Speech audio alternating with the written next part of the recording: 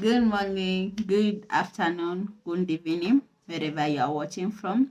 This is Jacqueline Kinoti, your transformational life coach.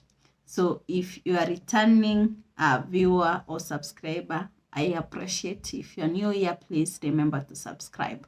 So today I will be talking about trauma bonding between parent-child relationship. I've already talked about trauma bonding between in a relationship. Is it true love, or are you in trauma bonded relationship? So today I'll concentrate on the parent-child relationship, where trauma bonding happens between when an emotional attachment happens between an abusive parent and the child. So in the society that we have grown in, that it's like it is forbidden to talk about the impact the abusive parent has left on the children, or the impact the toxic parent have left on the children. So when trauma bonding happens, when a caregiver who is supposed to provide a caring, loving, nurturing, and nourishing experiences to the child is the same parent that is abusing the child. The child is supposed to get emotional support, emotional need from the parent. But the same parent who is providing this is the same parent that is abusing the child. Now, that is where trauma bonding happens. That is where the emotional attachment happens. For example, a father who sexually abuses the daughter. And at other times, this father that is sexually abusing the daughter is the father that is paying the school fees, is the father that is the source of emotional support, is the father that is showing kindness. And what do this teach the child? That in order to be loved, in order to be taken care of, you have to be abused. And so this makes the child get programmed. That is how relationship happens, or that is how people relate. In order to be loved, abuse must be involved. And so this is the deep-seated belief that makes people get attracted to abusive partners, because deep inside there is this unconscious belief. Unless now you are able to bring the unconscious to the conscious, unless you are able to heal from this kind of habits, then you'll be able to attract the right partners. But if you have not dealt with the impact of the abuse, then it may be the reason that you keep on attracting abusive partners. And I should say that a person who is trauma bonded is a person that has ever experienced abuse before.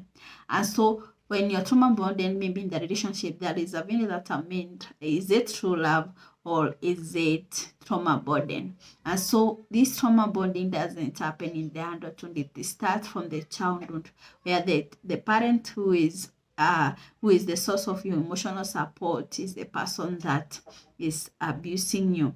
And when this happens, when the parent or the caregiver is constantly abusing the child learns to suppress their feelings, their pain, because if now they express themselves, this is the parent that is offering a roof over their head.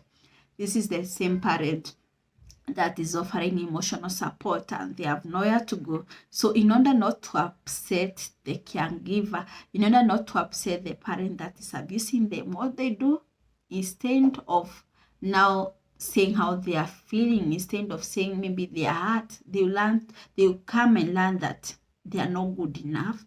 They come to learn that they are not worthy, because if they were worthy, the parent or the caregiver could not have abused them. So it's very important to understand. Now, the child takes the blame. It is my fault. It is my fault.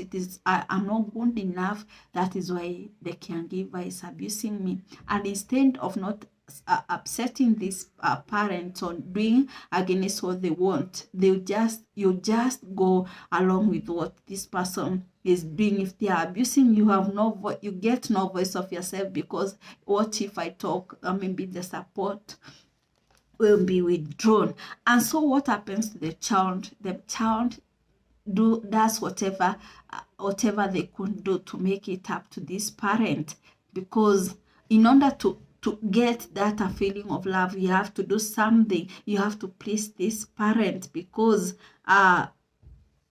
because it has been shown to you, in order to feel loved, you have to do something for this parent. And so this cycle doesn't stop in the childhood. It goes on, and as I've said, that is what makes people to keep on attracting abusive partners.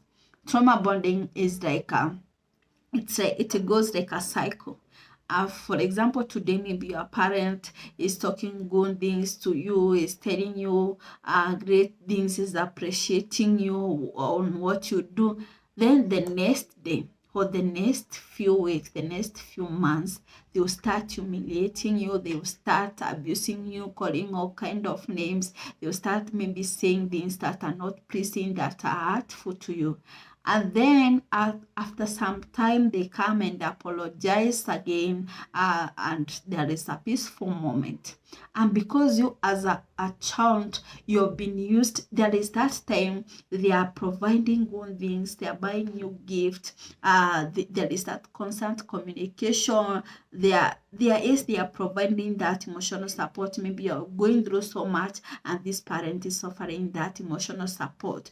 And because trauma bonding, it is like an addiction. You want to crave, you're always hopeful for this moment that there was peace, those moments that this abuser treated you in a good way. So most of the time you tend to defend this abuser. Maybe this parent is abusing you, but you defend them because they're your source of emotional support. They are providing your needs. And so that is why this emotional attachment is coming in. The same person that is abusing you is the same person that is your source of emotional support. And so sometimes it becomes sad.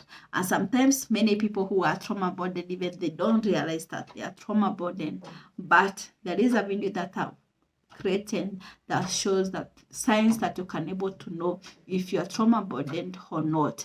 And so if you're trauma bonded, it doesn't mean that is the end of your life.